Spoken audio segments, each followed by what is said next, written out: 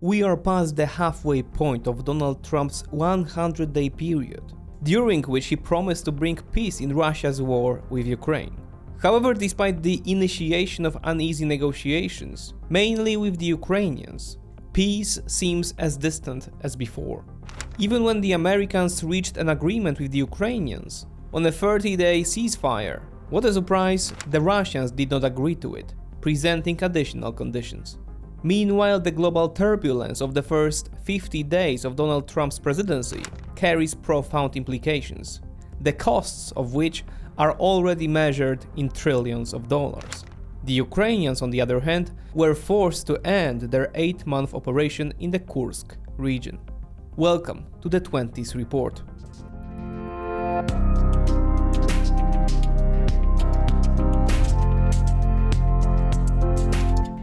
Consider leaving a like if you enjoyed the video to aid the algorithm. After a spirited discussion in the Oval Office, Donald Trump stated that Volodymyr Zelensky is, quote, not ready for peace, and his administration decided to take concrete disciplinary steps against the government in Kyiv. As a result, in the following days, Washington severed intelligence exchange with Kyiv and suspended all equipment aid for Ukraine. Intelligence support in particular is a critical element from the Ukrainian perspective. Therefore, despite increasing their internal military potential during 3 years of war, the Ukrainians had no choice and had to accede to Donald Trump's pursuit of peace at any cost. However, the Ukrainians disengaged from the situation rather skillfully. A week after the suspension of multi-domain assistance, both delegations met in Jeddah, Saudi Arabia, where the Ukrainian side proposed an unconditional 30-day ceasefire to the Americans. As Ukrainian Defense Minister Rustem Umerov reported after the meeting, it was not about freezing the front, but about beginning the path toward a just peace. Annotations were also added regarding the exchange of prisoners and civilians, as well as the return of Ukrainian children. Furthermore, Europe's role in the negotiations was emphasized, along with the resources agreement that Donald Trump is interested in. In return, the Ukrainians expected the restoration of military intelligence assistance. And indeed, the Americans positively received Kyiv's proposal and resumed the suspended support. At the same time, they signaled that the ball was in Russia's court. Vladimir Putin narratively accepted the peace proposal, but in fact rejected it. The Russian president stated that the idea itself is good, but it should, quote, eliminate the original sources of the crisis and lead to long-term peace. In other words, the Russian side is conditioning even a short 30-day ceasefire with terms that must align with the general objectives of the war. And these have remained the same. The ultimate goal is the capitulation of the government in Kyiv, political subordination, and complete control over the country. That is why in Moscow they impose such conditions on the idea of a ceasefire, so that nothing happens at all, or so that it cannot happen for as long as possible. Zelensky said in response to Moscow's reaction. Despite this, Trump stated that he is positively disposed regarding the talks that his envoy, Steve Witkoff, held in Moscow on this subject. Witkoff stated that the talks with Putin were positive and solution-based. Trump added that he will talk with Putin about ending the war and believes, quote, we have a good chance to end this war now. The American president announced that on Tuesday, March 18th, he will speak with Putin about Ukrainian territories and power plants, among other topics. He was most likely referring to the Zaporizhzhia nuclear power plant, the largest such facility in Europe, which remains under Russian control. Currently, it is not generating electricity. And in the end, it came down to Putin agreeing to a 30-day suspension, but only of attacks on energy infrastructure. This is not surprising, as Ukrainian attacks on refineries, more on this shortly, remain one of the Kremlin's main problems. Zelensky, already knowing the attitude of the Trump administration, also agreed to this limited variant. However, this does not mean that drones and missiles will stop flying. Shortly after the conversation, more drones fell on Ukraine, including on a hospital in Sumy. Ukrainians also claim that the Russians attacked the energy system powering Ukrainian railways near Dnipro. Meanwhile, Russians accuse Ukrainians of attacking a fuel depot in southern Russia. Thus, even if attacks in one area are limited, they will most likely simply be redirected to other targets, or both sides will increase their stockpiles to return to mutual attacks after 30 days.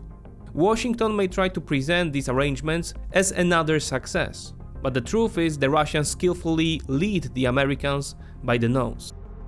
However, it should be noted that before Putin's conversation with Trump took place, the Americans quietly dealt a blow to the Russians as well, somewhat anticipating their expected reluctance regarding discussions of a 30-day ceasefire.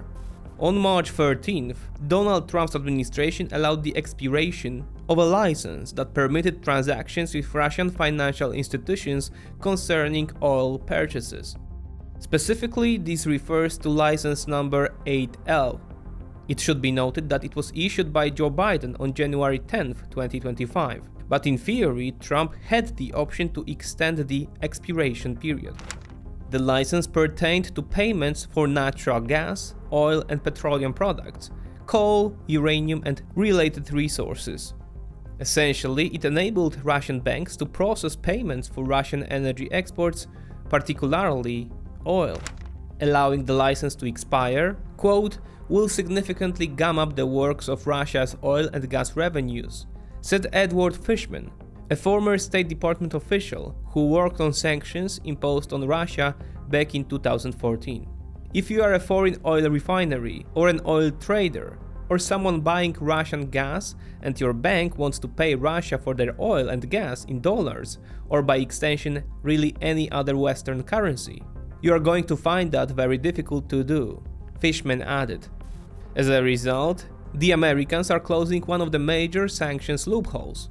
This may primarily impact the sale of Russian oil to the European Union, which is still ongoing, and also pose further obstacles for the sale of Russian oil delivered by the Shadow Fleet to third countries. Also worth noting is the position of US Secretary of State Marco Rubio. According to Politico, in January he reportedly contacted Hungarian Foreign Minister Peter Szijjártó, asking Budapest not to impede the extension of EU sanctions against Russia. Viktor Orban's Hungary is customarily opposed to further rounds of sanctions against Russia. However, the voice from Washington, despite close Hungarian ties with Moscow, is heard, as on March 14th, Hungary abandoned its veto and allowed the renewal of sanctions that the European Union imposed on more than 2,400 individuals and entities, mainly from Russia, in response to the full-scale invasion of Ukraine. These positive, from Ukrainian perspective, moves by the American administration are noteworthy. However, this is only one side of the coin, as the actions of Donald Trump, Elon Musk and J.D. Vance over the past month have reaped harsh consequences. And let's recall that the Americans have de facto entered a state of overt aggression toward the victim of military invasion, Ukraine. They directly undermined the international order on which American prosperity rests, including by attacking allies and threatening some by annexation, and finally by unleashing a chaotic trade war. The effects of such a policy are devastating. Within 3 weeks, $5 trillion evaporated from the American stock market. Overall, the valuation of the S&P 500 is down to levels from 7 months ago, recording a combined decline of 10%. The decline reflects growing pessimism among investors worldwide toward Donald Trump's unpredictable and often illogical agenda. One of the biggest casualties is Elon Musk's Tesla stock, which lost an astronomical 50% of its value in just a few months. This means a return to the valuation level of 2020. American big tech is also suffering as well.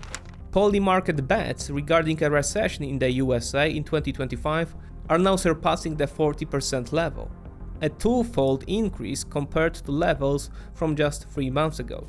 In addition, a record number of consumers believe that business conditions are getting worse. This is the worst result for 40 years. The collapse of American credibility, as predicted, is impacting the American defense sector. More countries are considering terminating defense contracts and changing weapons suppliers. Perhaps the first to signal this explicitly is Portugal, cancelling its orders for F-35 fighter jets. In an interview with the Portuguese journal Público, Portuguese Defense Minister Nuno Melo rejected the possibility of ordering the American 5th-generation F-35 fighter. Melo directly cited uncertainty surrounding the Trump administration as the reason for the decision. After Portugal, Canada is also considering changing the supplier of this key weaponry. Canada's contract for F-35 includes 88 machines, of which 16 have already been paid for. Now Ottawa is reportedly considering what to replace the next 72 aircraft with. France wants to capitalize on this shift away from the Americans. Quote, France will pursue defense contracts with European countries that are now buying American weapons, Emmanuel Macron recently announced. Today the question is whether the Americans will take this feedback from the free market constructively and choose a different course, or push the pedal to the metal, believing in the validity of their convictions. So far there is one winner, the People's Republic of China. Against the backdrop of unpredictable moves on the global chessboard, Volodymyr Zelensky's administration must also calibrate the scope of its moves. In March, the 8-month campaign of incursion by the armed forces of Ukraine into the Kursk Oblast effectively ended. In retrospect, its assessment in the eyes of analysts is ambiguous. Yes, it provided some PR success at a time when the Russians were the pressing side. It was a huge image and political blow to the Kremlin. War literally entered Russian territory. However, most observers are critical of this move by Kyiv. In his analysis of the Kursk operation, user Torkil recalls the background and timeline of the event. The fact that the idea for the Kursk operation came from Bankova Street in Kyiv and presidential circles was revealed by Politico in September 2024. According to its information, President Zelensky had been urging General Zaluzhny, then Commander-in-Chief of the Armed Forces, to conduct it as early as January 2024. According to the portal's account, Zaluzhny refused. He asked what would happen next once the border of the Russian Federation was crossed, says one of the sources quoted by Politico. He never got a clear answer from Zelensky. He considered it gambling, writes Torkil. Soon Zaluzhny was gone, and work on the Kursk operation plan moved ahead rapidly. The goal was to occupy a large part of the Kursk region in the Sudzha-Rylsk area, which was supposed to cause a powerful military and image crisis among the authorities of the Russian Federation. Within a few days, the armed forces of Ukraine were to occupy an area along the line of Kozino, Rylsk, Koreniewo, Malaya Loknia, Sudzha, Belica, Giri and Ozerki. The problem was that the most brigade commanders considered it unrealistic, causing one of them, Emil Ishkulov, to be reportedly dismissed. The action began on the morning of August 6 and initially achieved considerable success, mainly due to the element of surprise, resulting from Russian leniency and ignoring signals about ongoing preparations. The Ukrainians quickly expanded the breach, but only up to a point. Progress halted at Koreniewo after 2 weeks. The Ukrainians ceased further offensive actions. From that time until March this year, we entered a period of defensive fighting and gradual loss of territory. User Nalsio calculated from visually available evidence that by March 10th, the Ukrainian side had lost 632 pieces of military equipment in Kursk, while the Russians lost only slightly more, 712. Did the Kursk operation therefore bring about the planned effect? According to Torkil, it did not. Quote, it failed to create a large enough crisis that would force the Russians to transfer more units there from Donbas. The Russian general staff weakened the front line in Zaporozhye, Chasiv Yar and Vovchansk sections. However, from the Pokrovsk and Toretsk area, the High Command did not direct any major unit to Kursk, because General Syrsky took almost the entire strategic reserve of the armed forces of Ukraine for the needs of the so-called Kursk expedition. at the end of August 2024, there was a breakthrough of the Ukrainian front in the Mykolaiv-Kaptyche area in the Pokrovsk direction. In total, Ukraine lost 363 square kilometers of territory in Donbas in August 2024, an increase of 100% compared to July.